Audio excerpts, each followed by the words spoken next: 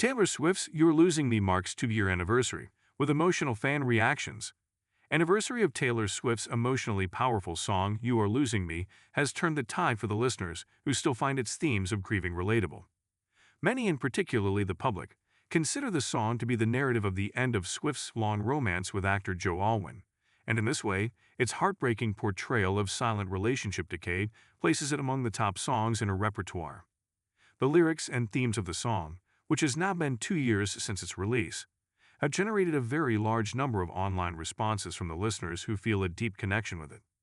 At first, the song mooted as a bonus track, only available on a CD during the Midnight's era of Swift, and later it was made accessible through streaming platforms. The format of release concealed the tune and timing of direct communication to only the most dedicated fans, but nevertheless, many people interpreted the lyrics as the very last moments of the breakup of Swift and Alwyn, especially the bold lines, "I wouldn't marry me either," that were pointed out by fans as her most vulnerable writing. Taylor Swift has since moved on to a new relationship.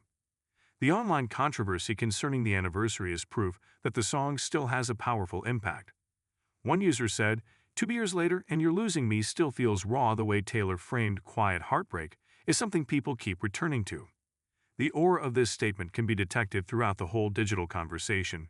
Many people are talking about the track as if it is a particular case of emotional neglect, rather than a traumatic betrayal. The actual music is also very important to the song's emotional power. Other than the artist's voice, a heartbeat sound in the recording symbolizes the gradual ending of the relationship. The credits for the production go to Jack Antonoff, who is a longtime collaborator of Swift.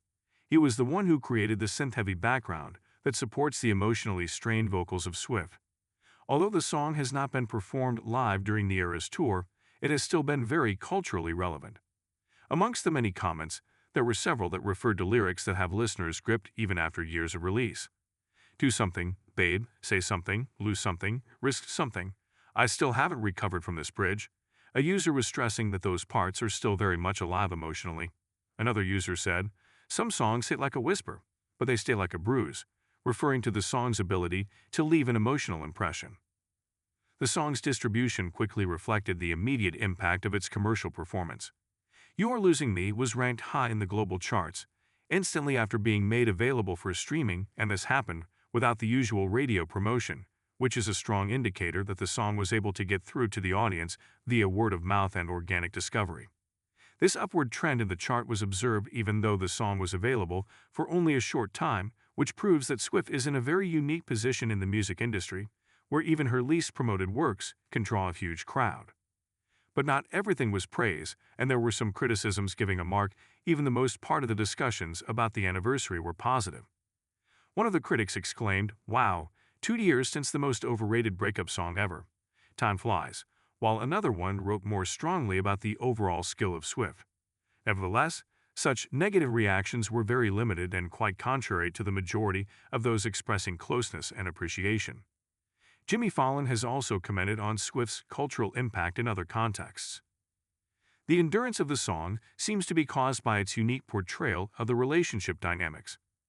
Unlike breakup songs that are based on infidelity or major arguments, You're Losing Me plunges into the pain of emotional distance and the acknowledgement that a couple's attachment is gradually fading, even though none of them is actually breaking it off. Such sophisticated treatment has allowed different listeners to see their own situations reflected in the song.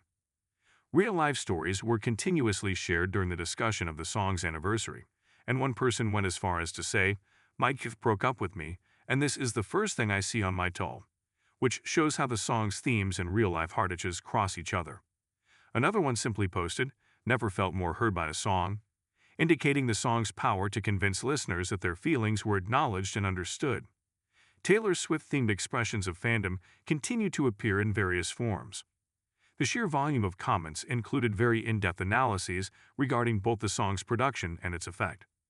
One very thorough response even listed 10 cool fun facts about the song. Among them were that it was written during emotional limbo at the end of 2021, and that it was referred to as the saddest Midnight's track by the hardcore fans of Swift.